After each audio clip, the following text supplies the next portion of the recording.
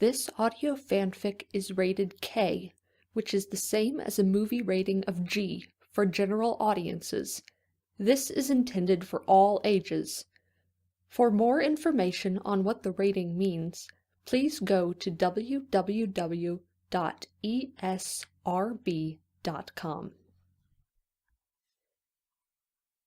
Beast by King Caspian the Seafarer. It's very dreary, being a dragon.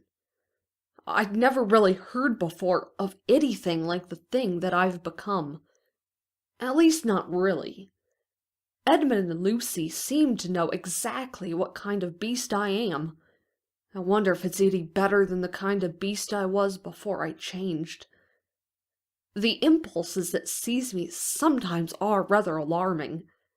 At least they are when I realize I should be alarmed by them, but am not at first. Things seem natural that shouldn't be natural. I suppose that's what's natural for a dragon wouldn't be at all natural to a human. So it is natural now that I am a dragon, but it still feels wrong somehow. Half the time I'm too muddled and confused to do much thinking. It's hard to think in words, much less try to write them on the sand to try to talk to Lucy or the others. It's mostly pictures in my head now, great over-exaggerated things that make me wonder why someone had the cheek to even think that one picture is worth 1,000 words. I'd give 1,000 pictures to be able to think in words again faster than the panther I caught last night for supper. That's another thing. I never even thought about hunting, or even eating something like a panther before. Hang it, I never hunted anything before, not even a bird or a rabbit or a snake. And now I can kill things with a swipe of my hands, claws, that not even Caspian and Edmund together could take on. There are so many things about myself that I have yet to learn. I didn't know how my wings worked, or even that I had wings, until I jumped and was suddenly flying.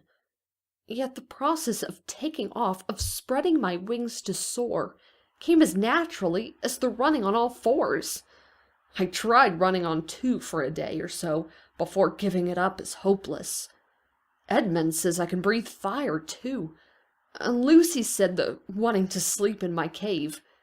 Oh, blimey! My cave, with my treasure, is quite normal.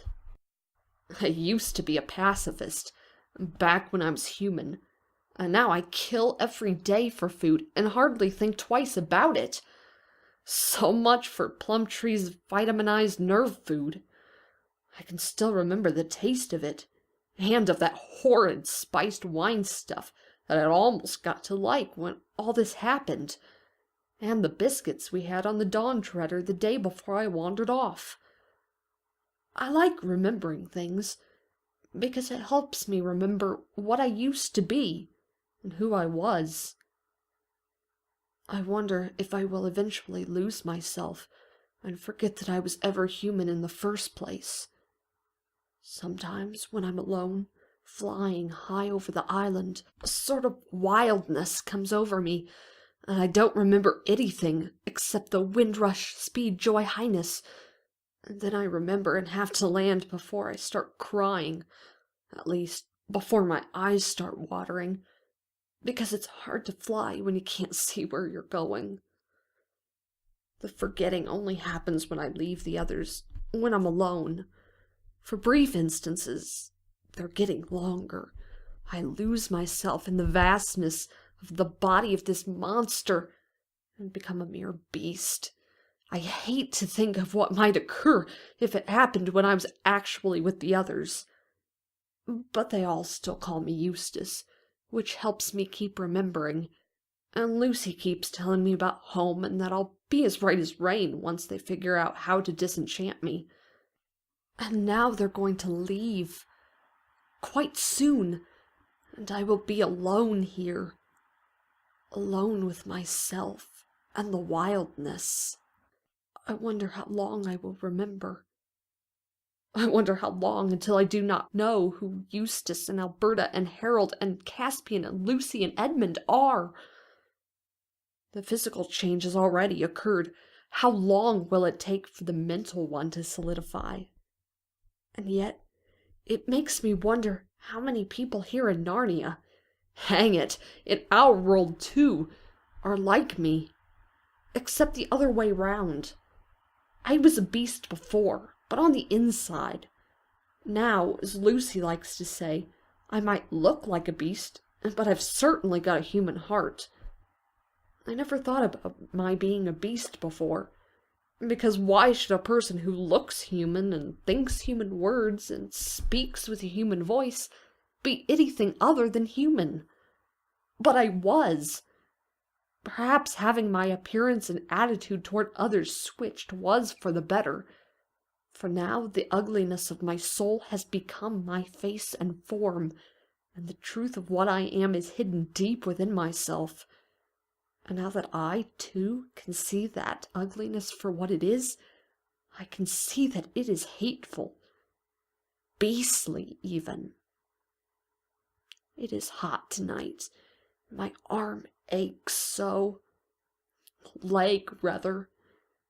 Reepicheep's story is still running through my mind, or at least the pictures that I imagined when he told it to me. Windrush, speed, joy, highness. No! I am Eustace. I am a boy. I am not a beast. I have changed. I have, truly. I've learned my lesson. But it seems I've learned it too late. They're leaving tomorrow. Tomorrow, I shall be alone. Forever. Alone. What on earth will become of me? It's very dreary being a dragon. Finis.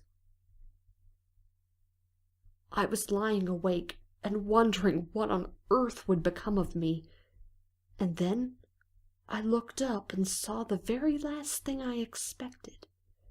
A huge lion coming slowly towards me.